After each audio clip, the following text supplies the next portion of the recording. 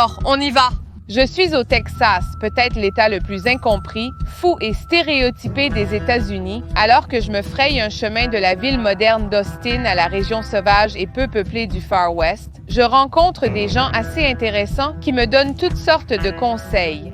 Si tu veux apprendre à être un vrai Texan, tu dois apprendre à tirer avec une arme à feu. Et je fais l'expérience de tous les stéréotypes, clichés et aventures texans. Alors, qu'est-ce qu'un Britannique pense exactement du Texas? Je ne veux tirer sur personne!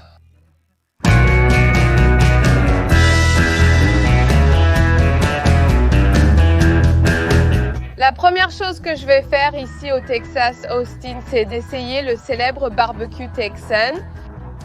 Je suis donc venue dans une institution. Cet endroit a littéralement 100 ans dans le pays des collines. Donc, nous parlons de 30 minutes en dehors d'Austin à Lockhart. J'en ai beaucoup entendu parler et ils ont beaucoup de bois là-bas. Donc, vous pouvez imaginer combien de viande ils font griller cet endroit. Ressemble vraiment à un vieux barbecue texan. C'est à quoi je penserais. Vous avez aussi beaucoup de trucs cool partout sur les murs, comme de vieilles photos de l'endroit. Mais oui, c'est comme où tous les Texans viennent pour leur barbecue. Première fois ici. Oui, ma première fois. Oh mon Dieu! Je suis tellement excitée. Eh bien, mes parents sont originaires de Lockhart. Oh waouh! Alors, qu'est-ce que tu aimes dans le barbecue texan? Je pense que c'est juste le côté fumé. De l'écorce, et oui, l'anneau de fumée et... Le brisket. Le brisket, est-ce que c'est ton préféré? Non, oui, d'accord. Mais leurs saucisses sont excellentes. Vous ne le trouverez nulle part ailleurs. Et pour la sauce, oui ou non? Nous ne le faisons pas. Cette sauce. Pas de barbecue, pas de sauce barbecue. D'accord, j'ai vraiment un vrai festin de viande ici. Tout le monde disait que je devais opter pour le brisket. Délicieux, tellement savoureux. Oh mon Dieu, j'adore le côté gras. Pour moi, c'est tellement bon. Regarde ça, cette magnifique côte. Wow, c'est tellement bon. Tout est juste incroyable et je pense que le brisket doit être mon préféré. C'est juste tellement bon. Êtes-vous du Texas? Je viens de Lockhart à l'origine. Lockhart à l'origine. Vous êtes d'ici. Nés et élevés. Nous sommes nés et avons grandi dans une ferme à Mendoza, Texas.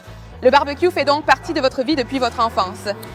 Cela fait partie de la culture de ma famille depuis plus de 80 ans. Ma sœur aînée a 84 ans. Pensez-vous que le barbecue texan est le meilleur barbecue que vous pouvez obtenir aux États-Unis? Oui. Mieux que la Caroline ou le Tennessee, par exemple? Ils sont 4 étoiles. Celui-ci est 5 étoiles. Tout est dans les bois. Tout est dans les bois. Qu'aimez-vous être texan? Les meilleures personnes des États-Unis et du monde entier viennent du Texas. Et au centre du Texas, vous arrivez au cœur. Arrivé au cœur. Le cœur. Le cow-boy. Ouais. En train de faire un barbecue? Allons-y. Ouais. Vous tous passez une journée bénie. Oui, toi. Oh, Juan Davila est mon nom.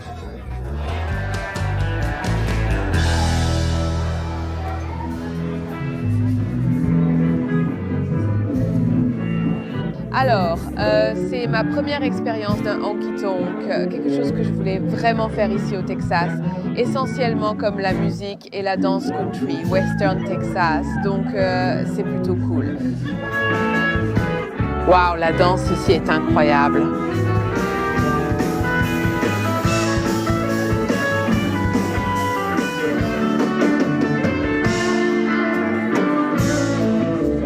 Je ne sais pas comment danser, tu dois m'apprendre. Droite, gauche, droite, gauche, droite, gauche, droite.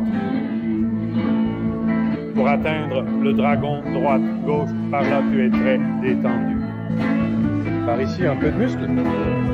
Trop d'agitation. Waouh. Oh.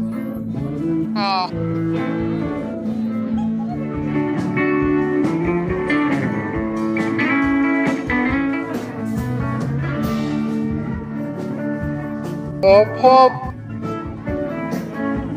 Oh, wow.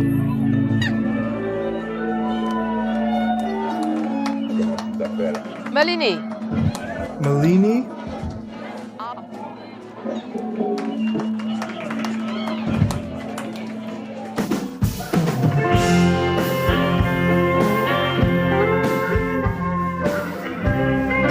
Waouh, je me suis tellement amusée. J'ai eu expérience de honky tonk au Texas.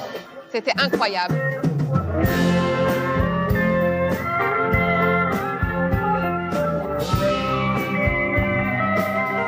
Donc, ouais, je suivrai jusqu'au bout de mon esprit.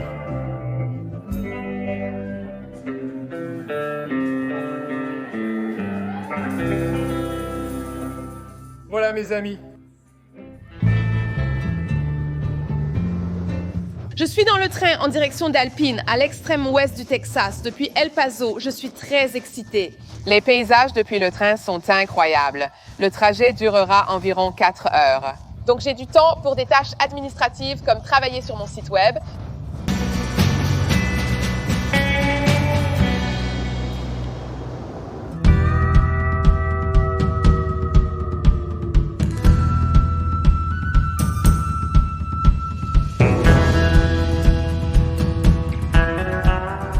Bienvenue à Alpine, Texas. Je suis tellement excitée d'être ici. Donc j'ai venu au Texas extrême ouest. C'est à cela que beaucoup de gens pensent quand ils pensent au Texas. Juste des villes rurales, les montagnes, la culture cowboy. Le panneau de bienvenue est incroyable avec un cowboy et un cheval. Je suis donc super excitée de vérifier cette zone du Texas et de voir si tous ces stéréotypes clichés sont vrais ou non. Cette ville semble être à l'extrême ouest du Texas. C'est étrange, il n'y a personne aux alentours. C'est tellement rural et les maisons sont très cool aussi, il y a beaucoup d'églises.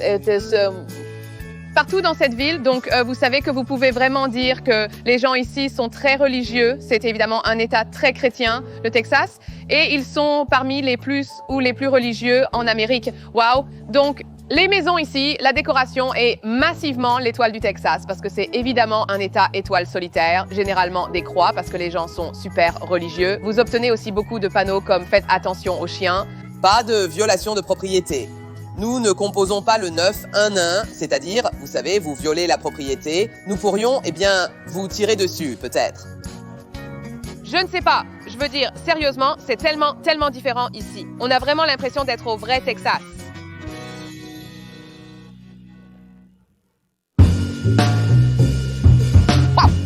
Puis-je vous aider? Oh, wow! Je viens de voir cette porte et je voulais juste jeter un coup d'œil. D'accord, donc tous ces animaux sont locaux, sauf ceux qui sont dans la ferme. Ceux-ci sont locaux, comment les appelle-t-on? Ils s'appellent Taltab, ce sont des moutons. Ce sont des moutons? Oui. C'est tout un mouton. Et ils sont réels? Ils le sont. Ils étaient tous vivants, jadis. Et que font les gens avec ça? Ils l'achètent pour la décoration?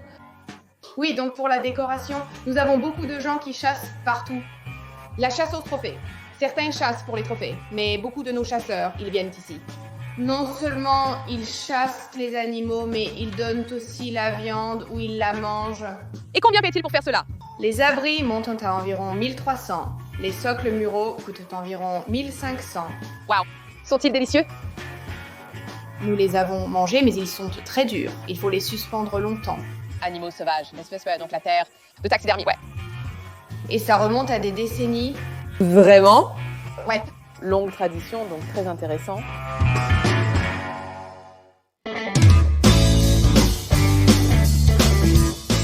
J'ai trouvé un endroit vraiment local ici à Alpine pour déjeuner et l'une des choses que je veux essayer qui est très texane, c'est un steak frit au poulet. Donc je vais aller voir s'ils l'ont et j'espère qu'ils le font d'accord.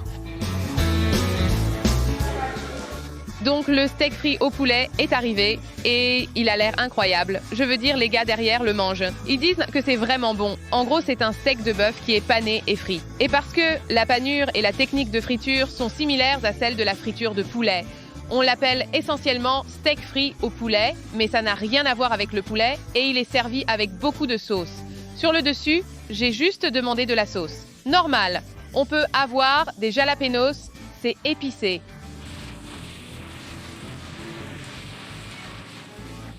C'est vraiment bon, comme la sauce crémeuse est incroyable.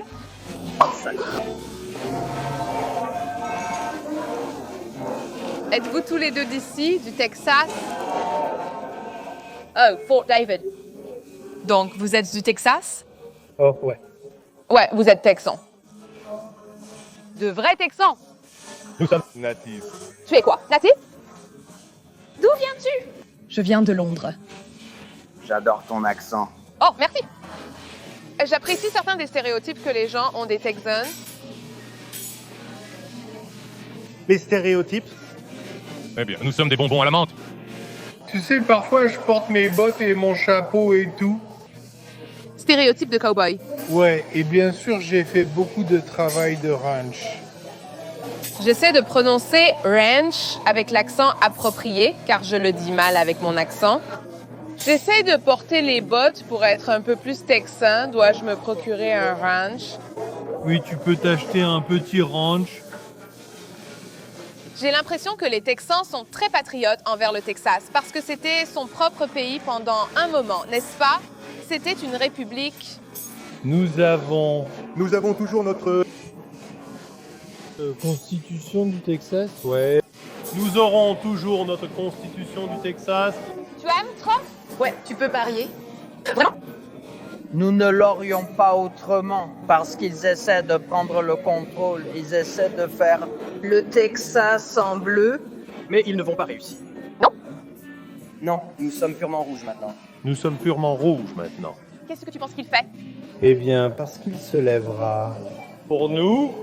Et donc, ce que j'aime au Texas, c'est que les gens sont nous sommes honnêtes ici. C'est tout. Leur demande quoi que ce soit, ils vont te dire la vérité sur ce qu'ils ressentent. Et ils ne vont pas s'excuser pour cela. Oui, bien sûr. C'est agréable de te parler. Ravi de rencontrer certains Texans. Je vais essayer d'être plus texane au fur et à mesure. Oh, ne t'inquiète pas pour ça. Alors, j'ai trouvé un cow-boy local, Steve, et il va me faire visiter cette partie du Texas. Bonjour. Bonjour madame, enchanté. Bienvenue au Texas. Merci, je suis très excitée. Absolument. Oui. Tu apprendras à monter, apprendras à tirer. Ah, je suis très excitée pour aujourd'hui.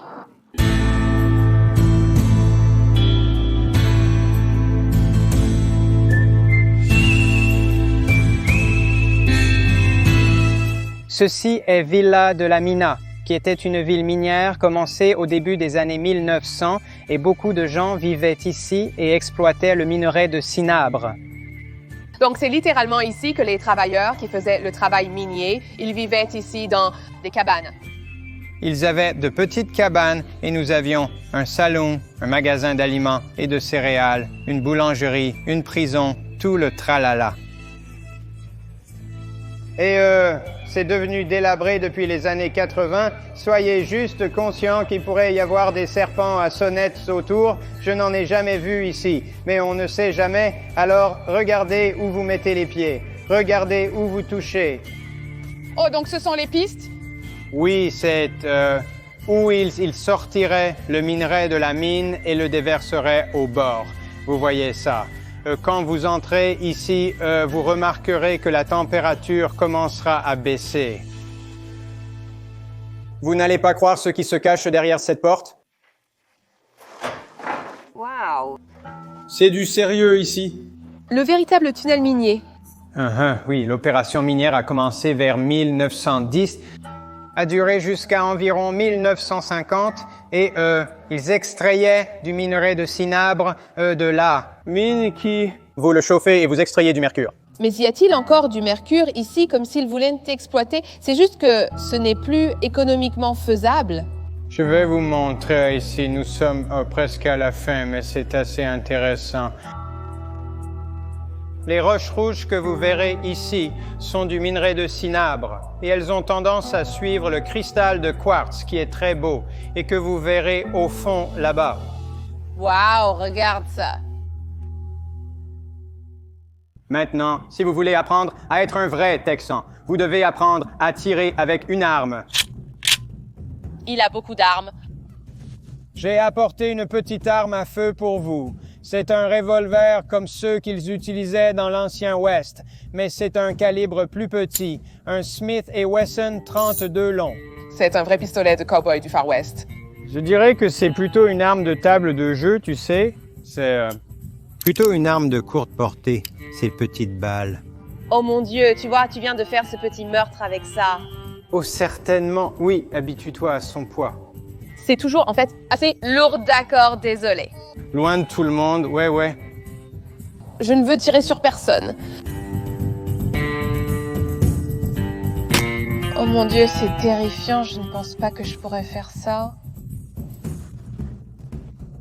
Eh bien, c'était vraiment bruyant, hein?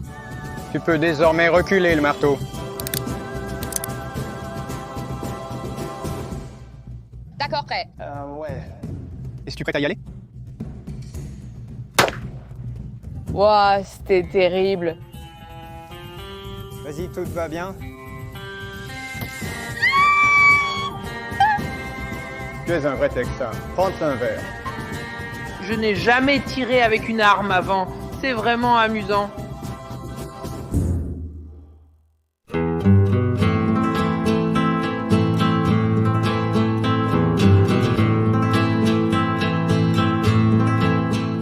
C'est le vrai McCoy, madame.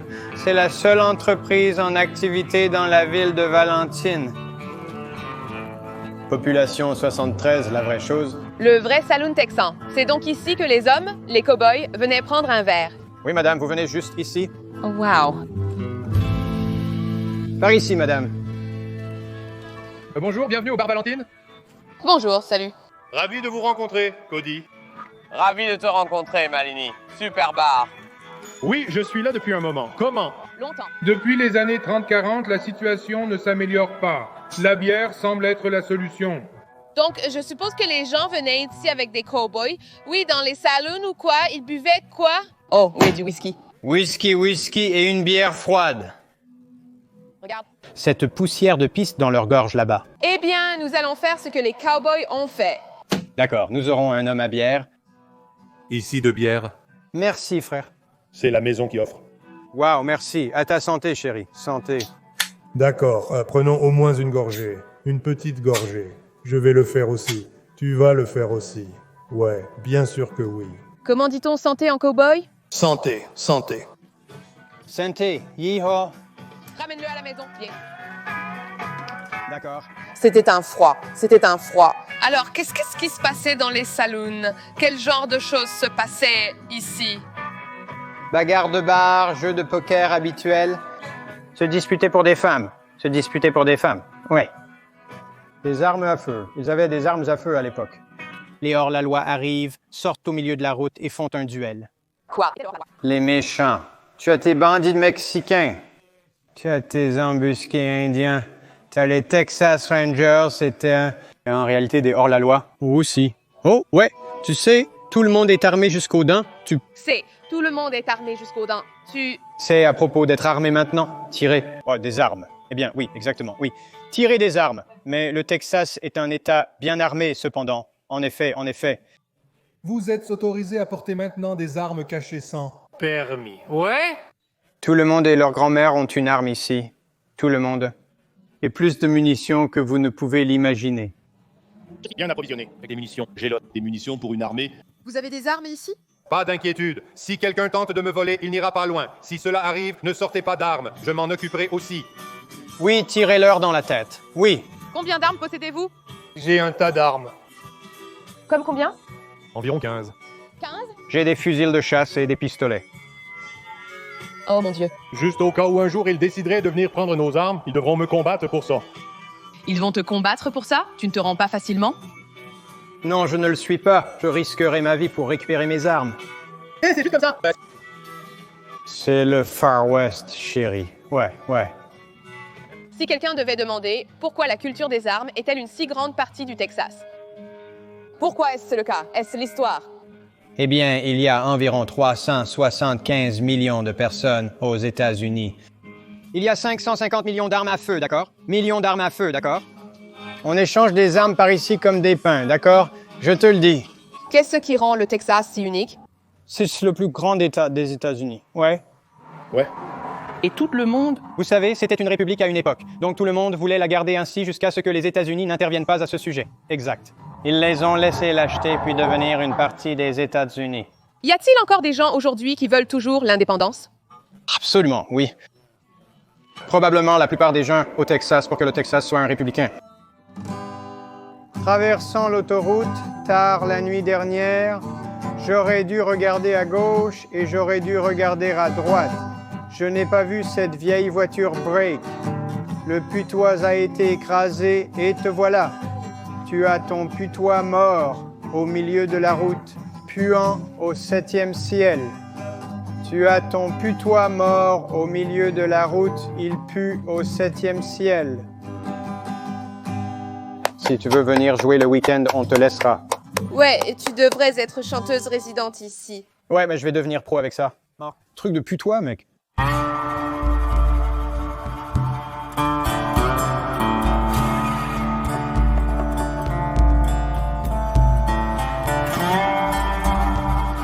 Ceci est le canyon de Santa Elena, donc vous avez le Rio Grande qui coule à travers. Et la chose la plus incroyable qui me souffle l'esprit est que je suis ici du côté américain.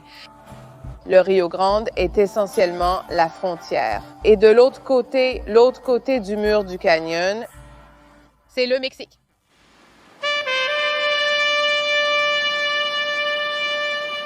C'est vraiment cool de marcher à travers ce canyon parce que de chaque côté, il y a ces énormes falaises de calcaire qui s'élèvent. Donc c'est comme des paysages vraiment d'un autre monde. Ce morceau.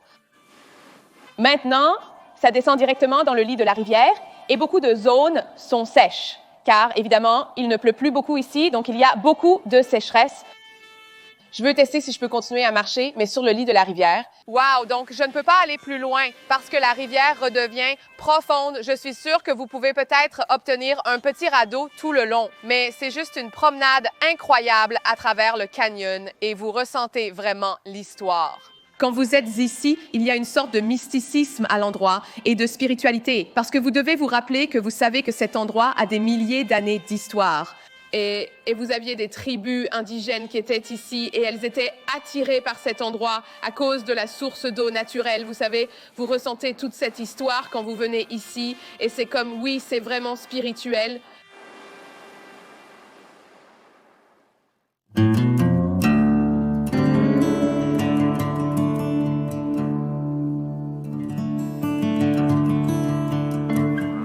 Vous savez, c'est incroyable d'avoir un aperçu du mode de vie d'élevage au Texas. Vous savez, il est difficile d'avoir accès à ces familles et il n'en reste pas beaucoup. Donc, c'est incroyable d'être ici.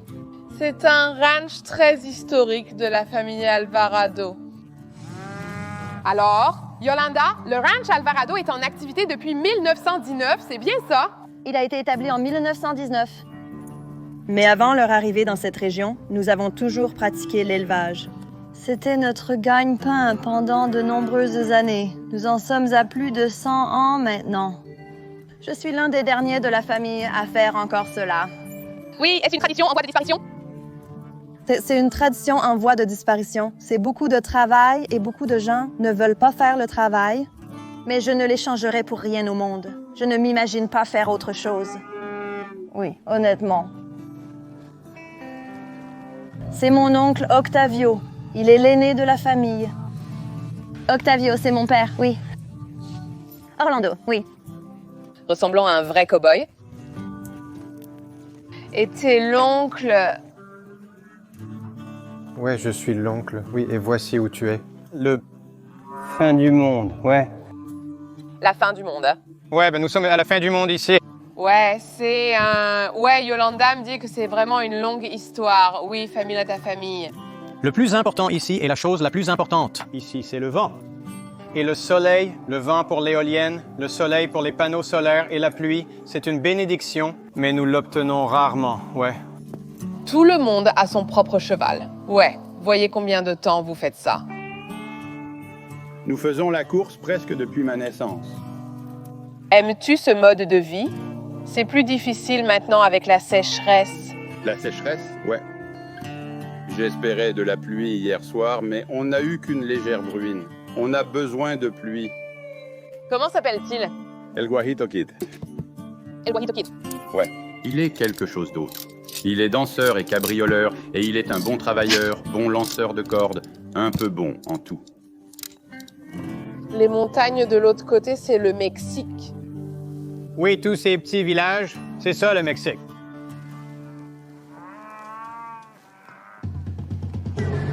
Nous descendons maintenant et ils vont rassembler le bétail.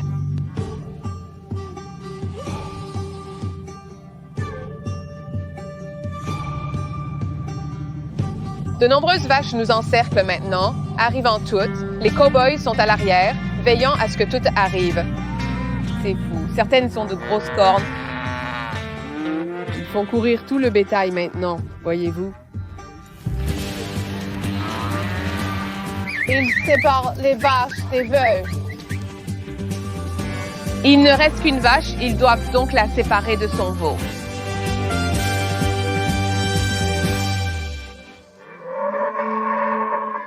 Mais le talent comme des cow-boys à cheval, c'est comme « Wow, je n'ai jamais vu quelque chose comme ça. » Tu veux faire un petit tour à cheval? Vraiment? As-tu déjà fait de l'équitation avant? Oui. Monte dessus, il est gentil. Pose ton pied là et grimpe jusqu'en haut en 3 mouvements. Voilà. Oh mon Dieu. Voilà. Wow. Je peux prendre une photo d'elle.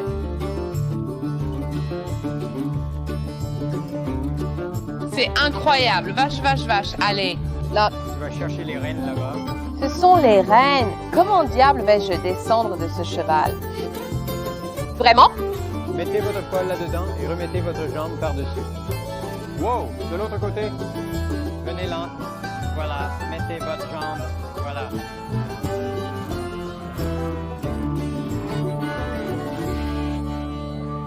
Merci. Vous devez être flexible pour cela.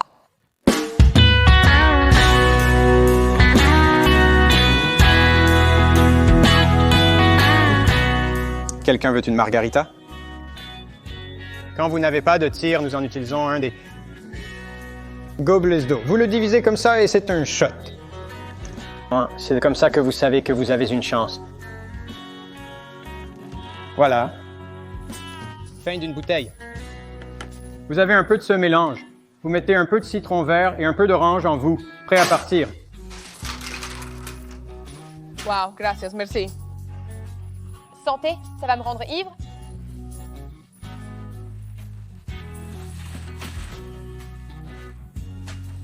Cela a définitivement le goût de la tequila. Vraiment bon. Alors, êtes-vous le chef? Je suis le chef ici. Si j'ai envie de quelque chose, je le cuisine comme ma mère me l'a appris. Ne pleure jamais pour une femme. Je vais t'apprendre à cuisiner et comment faire. Me voilà en train de le faire. Tout. Elle pensait que tout le monde devait faire quelque chose. Oui, et c'était la même chose pour les femmes. Nous n'avons pas besoin d'un homme pour faire tout ce qu'un homme peut faire. Nous préparons des tacos. Puis-je avoir du gibier, oui? La viande de cerf. La viande de cerf que vous avez chassée vous-même. Oui, et il s'appelle des taquitos. Oui, style Texas. Style Texas. Oh, wow. Merci, merci. C'est incroyable. J'ai hâte d'essayer aujourd'hui. Tu ne vas pas gagner un autre taco, sauf pour ce genre de taco. La viande est très tendre, d'accord. Elle n'est pas du tout dure. Vous savez, cette vie que vous menez est tellement unique, je dirais, aux États-Unis. C'était tellement normal pour moi, la chasse et les chevaux. Je n'ai jamais pensé que peut-être les gens dans le monde n'ont pas ça. J'ai toujours juste pensé que tout le monde était comme moi. Donc, je partage une histoire comme quand nous étions enfants. Nous avions un concours de tir et ils ont gagné un cheval. Vous savez, ce sont des histoires un peu extravagantes pour la plupart des gens. Mais c'était mon éducation normale. Ouais, et ça, c'est fou.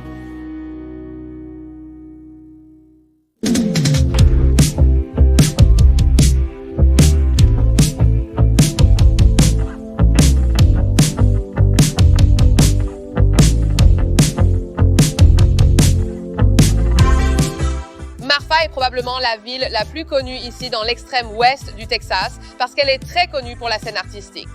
Donald Judd, un artiste très célèbre, a déménagé de New York à Marfa à la fin des années 90. Beaucoup de ces espaces sont d'anciens entrepôts car ces villes étaient autrefois des villes industrielles. Donc vous avez beaucoup de ces bâtiments qui ont été transformés en hôtels et vous savez, des espaces comme des galeries d'art. J'aime aussi le style art déco du sud-ouest texan de certains des bâtiments parce que, tu sais, cela donne vraiment beaucoup de caractère à Martha de penser ainsi. Mais ensuite, il y a aussi un côté de Martha assez abandonné avec beaucoup de magasins, restaurants et maisons délaissées ainsi que des décharges et de vieilles voitures un peu partout. Donc, vous avez un vrai contraste entre les deux mondes. Je veux aller voir certains bars ce soir et découvrir la vie nocturne de Marfa, car c'est probablement la destination principale des visiteurs de l'extrême ouest du Texas.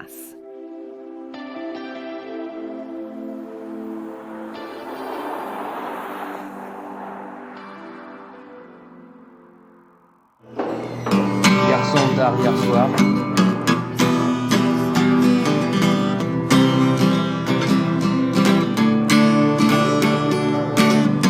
Santé, ravi de vous rencontrer. Comment vous appelez-vous? David. David Malini, ravi de vous rencontrer. Malini. Malini, est-ce que vous venez souvent ici? Ici, souvent, oui, mais pas tout le temps. Juste en voyageant autour des États, on a l'impression que les Texans ont quelques valeurs un peu différentes des autres parties comme la liberté en armes, une si grande partie de la culture. Retour à la chose libertaire au Texas, accepté, parce que jusqu'aux années 1900, il y avait encore des Indiens sauvages qui couraient autour et scalpaient les gens. C'était le cas. Qu'en pensez-vous cependant? Parce que, enfin, qui était vraiment natif étaient les Indiens natifs, non? Eh bien oui, mais vous savez, et ils l'ont vendu. Sur la religion. Il y a les sauvages. Nous sommes les bons chrétiens pour les bonnes personnes religieuses. Ils sont venus dans les États-Unis et on dit, eh bien, il y a... Personne ici. C'est tout ouvert. Et ils utilisent cela comme une raison. Pour la tuer. Mais c'est faux. C'est un mensonge. Bénis-moi partout. Bénis-moi, bénis-moi.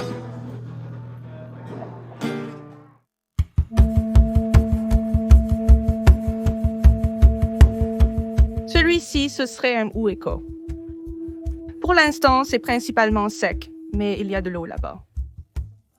Potentiellement Pendant la saison des pluies, cela pourrait remplir toute la chose. Waouh! Et donc, c'est vraiment la raison pour laquelle les tribus indigènes, autochtones ou les Indiens ont été attirés par cette région, n'est-ce pas? Quand c'est le moment, parce que c'était une source d'eau pour eux, exactement, tous ces poches d'eau ont créé cela, disons, la survie pour tous ces groupes, pour les deux personnes, et puis aussi pour la faune, c'est fascinant. C'est difficile à distinguer, mais il y a d'autres pictogrammes plus loin. Art rupestre. Il y en a un ici. Il y en a un assez soigné là-haut. Vous pouvez le voir d'où. Oh, wow! C'est incroyable. Il y a eu des jaguars autrefois. Certains pensent que cela pourrait être un jaguar. Les peintures et dessins qu'ils ont réalisés avaient un sens bien plus profond. C'est exact. Pensez-vous qu'ils essayaient de communiquer quelque chose? Cela aurait certainement pu être l'enregistrement d'un temps dans la vie, les cérémonies. Beaucoup de ces pictogrammes sont liés à la tradition, aux chansons et à ces cérémonies. D'accord, wow. Donc ce sont ceux qui ressemblent à des visages. Selon leur description, ils les considèrent comme des membres de la famille, des ancêtres. Et selon vous, ces objets ont combien de milliers d'années? Donc, ces objets ont été créés par les Jornada ou par les Jornada Mogollons. Donc, nous sommes en train de penser, disons, il y a 1400 ans.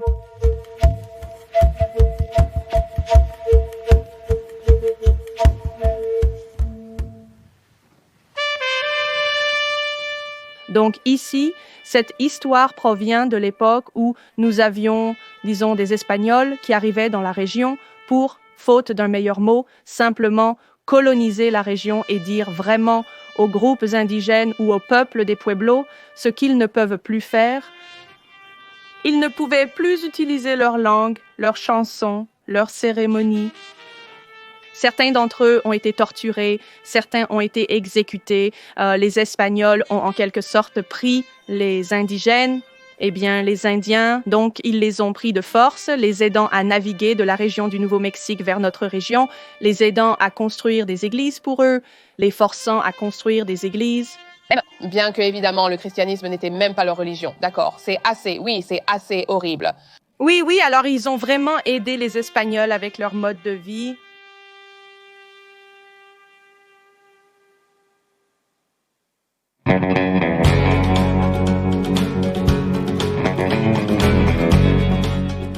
Et El Paso, elle est une ville à l'extrême ouest de l'État du Texas et elle borde l'État mexicain de Chihuahua. Donc, je suis maintenant au centre-ville d'El Paso. Et littéralement 10 minutes plus loin, vous avez le passage frontalier vers la ville de Juárez au Mexique. Donc, c'est une ville très intéressante au Texas car elle est largement mexicano-américaine et vous ressentez vraiment ce genre de mélange entre la culture texane et la culture mexicaine. Donc, c'est très Tex-Mex en tout, vous savez. Et le centre-ville est fascinant car vous avez beaucoup de belles architectures de différents styles comme l'art déco et le gothique. Donc, c'est juste un endroit fascinant à parcourir.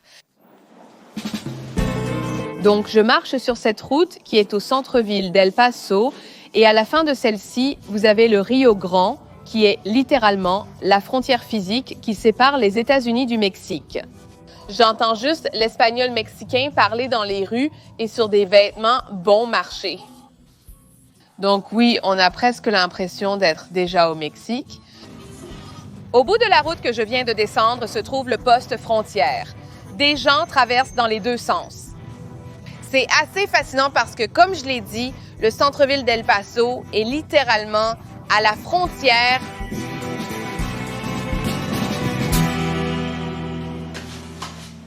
Donc, c'est un petit déjeuner de machaca très populaire ici, avec des haricots effilochés, des œufs brouillés, du chili con queso, fromage fondu, des pommes de terre rissolées, des haricots refrits et bien sûr la tortilla de farine blanche, typique en Amérique.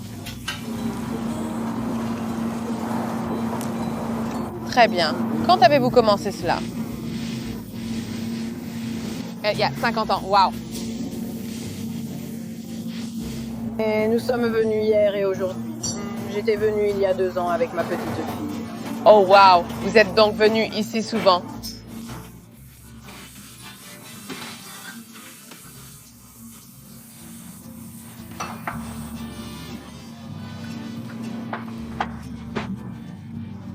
Vos origines mexicaines sont-elles appréciées des gens d'ici? Eh bien, si vous remontez à l'époque où mon père était à l'école, oui, je veux dire, c'était dans les années 60. Ils se moquèrent de lui quand il allait à l'école avec des tacos pour le petit déjeuner. Ils trouvaient ça dégoûtant. Mais, tu sais, je veux dire, historiquement, oui, je dirais que oui, mais de nos jours, je pense qu'il y aura toujours une petite portion. Mais si tu avais 1000 personnes, peut-être juste 2 ou 3 parmi ces 1000, ils vont se comporter de cette façon. Qu'aimez-vous de vivre au Texas? Je pense que ce sont simplement les gens en général. Je veux dire, tu conduis dans la rue, tu pourrais avoir quelqu'un qui te fait signe. Quand tu marches dans la rue, tu pourrais entendre « Bonjour, j'ai visité New York » et les gens sont comme « Ouais, les gens sont tellement amicaux ici. » Ce sont les personnes les plus amicales que j'ai rencontrées. Je veux dire, tu sais, il y a beaucoup de clichés et de malentendus sur les Texans et... C'est pourquoi je dis souvent que beaucoup de récits que vous entendez sont erronés.